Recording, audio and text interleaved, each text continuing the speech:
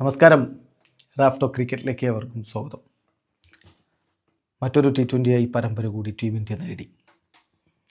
Suryakumar Yadav captain എന്ന നിലയിൽ തുടരെ പരമ്പരകൾ വിജയിക്കുന്നൊരു കാഴ്ചയാണ് നമ്മൾ കാണുന്നത്. 8ാമത്തെ കൺസിക്യൂട്ടീവ് ബൈലാറ്ററൽ സീരീസാണ് T20 ഇന്ത്യ വിജയിക്കുന്നത്. നോക്കുക, ഓസ്ട്രേലിയക്കെതിരെ 4-1 വിജയത്തിൽ തുടങ്ങിയതാണ് അദ്ദേഹത്തിൻ്റെ ക്യാപ്റ്റൻസി സ്ട്രീക്ക്. പിന്നെ സൗത്ത് ആഫ്രിക്കയുമായിട്ട് 1-1 സമനില. അതിനുശേഷം എല്ലാം വിജയമാണ്.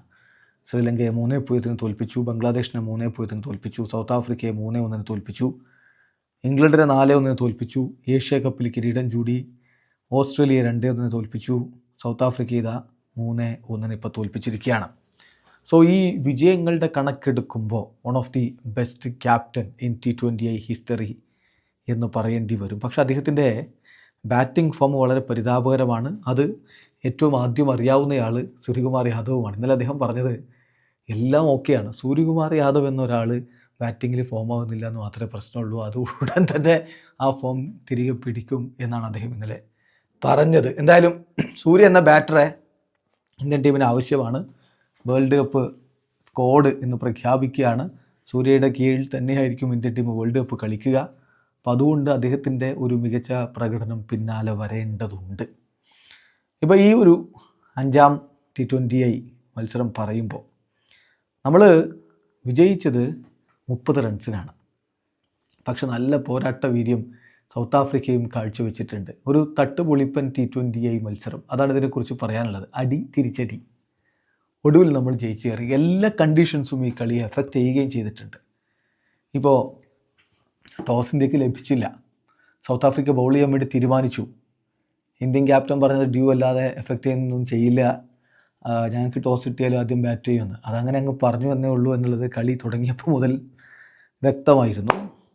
ഇന്ത്യ തിലകിൻ്റെയും ഹാർദിക്കിൻ്റെയും കിടിലൻ ഹിറ്റിങ്, സഞ്ജുവിൻ്റെയും അഭിഷേകിൻ്റെയും കിടിലൻ തുടക്കം എല്ലാം കൂടി ചേർന്നപ്പോൾ നിശ്ചിത 20 ഓവറുകൾ പൂർത്തിയാകുമ്പോൾ 5 വിക്കറ്റിന് 231 എന്ന പടുകൂറ്റൻ സ്കോർ അടിച്ചിരുന്നു. എന്നിട്ടും ആശ്വസിക്കാൻ വക തന്നില്ല തുടക്കത്തിലെ QDKയുടെ പൊളിച്ചടി, അതോടൊപ്പം പിന്നെ ബ്രവിസിൻ്റെ അടി, എല്ലാം കൂടി ചേർന്നപ്പോൾ പണി വാളിയെന്ന് തോന്നി. പക്ഷേ അവസാനം എൻസൺ 2 സിക്സറുകളൊക്കെ അടിച്ച് വീണ്ടും ഒരു ഭീഷണിയൊക്കെ ഉയർത്തിയെങ്കിലും ഒടുവിൽ നമ്മൾ അവരെ 30 റൺസിന് പരാജയപ്പെടുത്തി.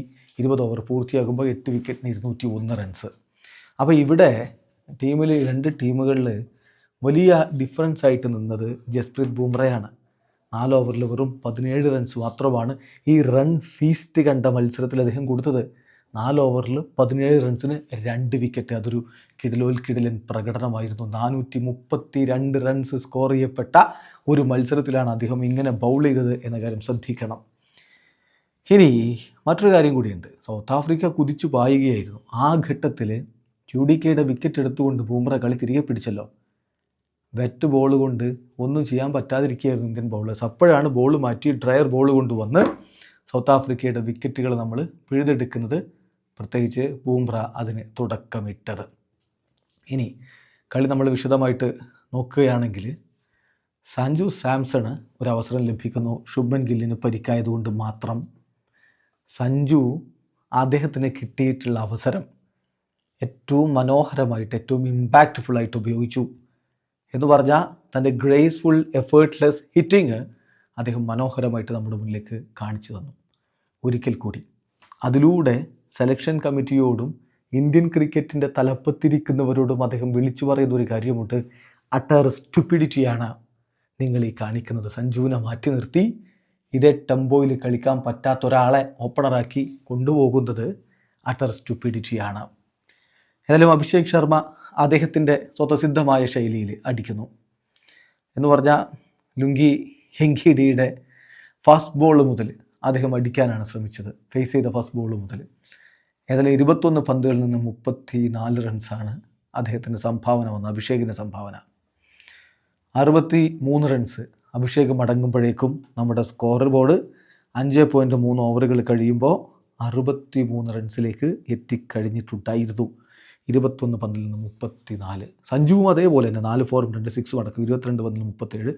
ലിൻഡയുടെ ഒരു മികച്ച പന്തിലാണ് സഞ്ജു ബൗൾഡായി പുറത്താകുന്നത്. പിന്നെ തിലകിന് കൂട്ടായിട്ട് സൂര്യകുമാർ യാദവ് വരുന്നു. സൂര്യയെ സംബന്ധിച്ചിടത്തോളം അദ്ദേഹത്തിൻ്റെ മോശം ഫോം തുടരുന്നൊരു കാഴ്ചയാണ്.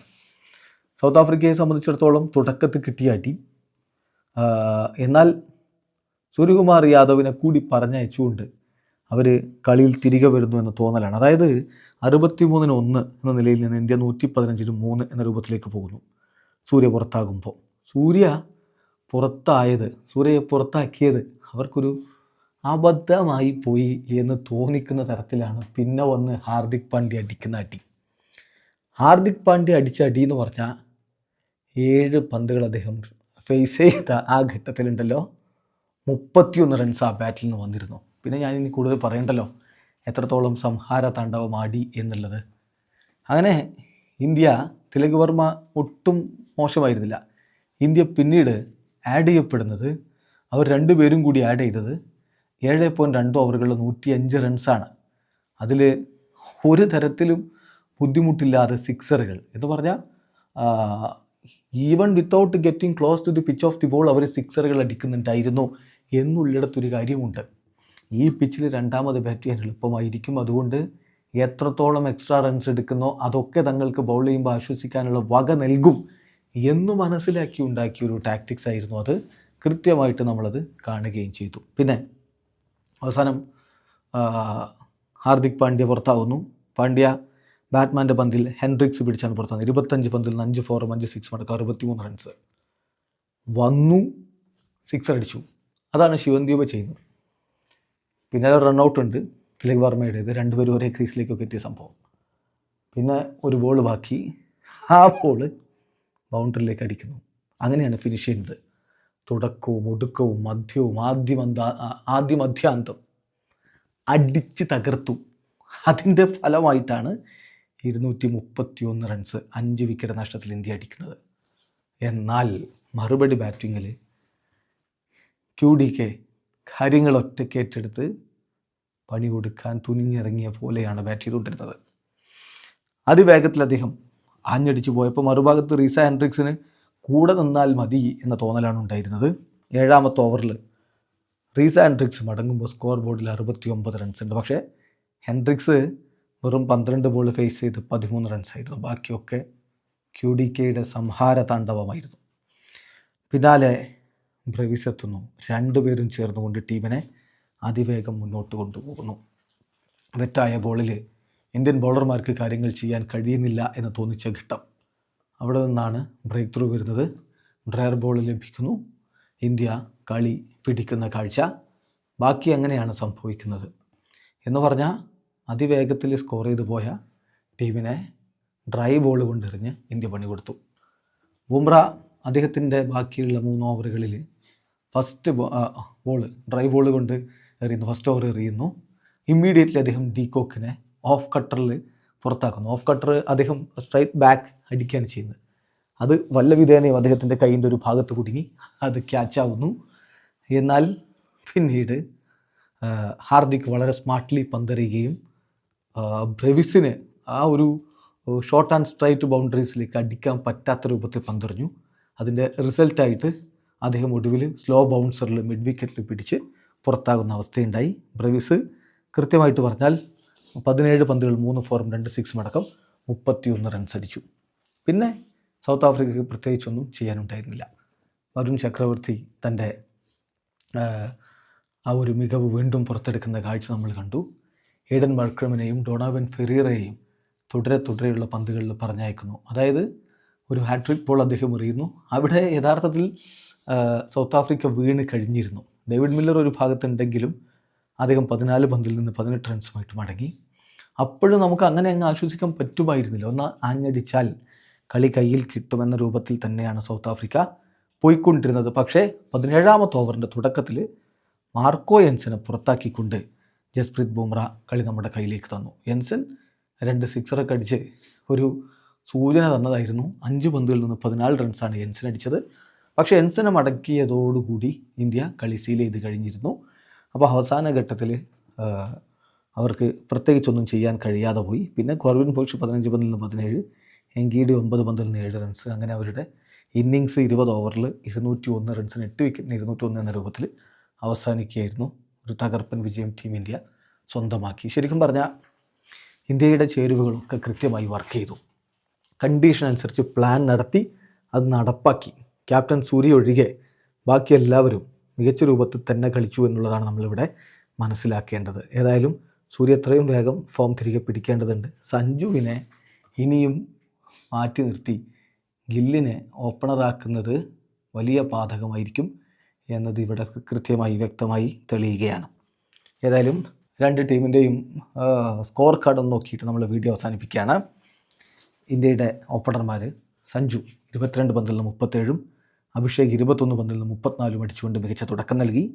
സൂര്യ 5 റൺസിന് മടങ്ങിയെങ്കിലും തിലകും ഹാർദിക്കും ചേർന്നുകൊണ്ട് വമ്പൻ സ്കോർ നേടിത്തന്നു. 42 പന്തിൽ നിന്ന് 73 റൺസാണ് തിലക് അടിച്ചതെങ്കിൽ 25 പന്തിൽ നിന്ന് 63 റൺസാണ് ഹാർദിക് അടിച്ചത്.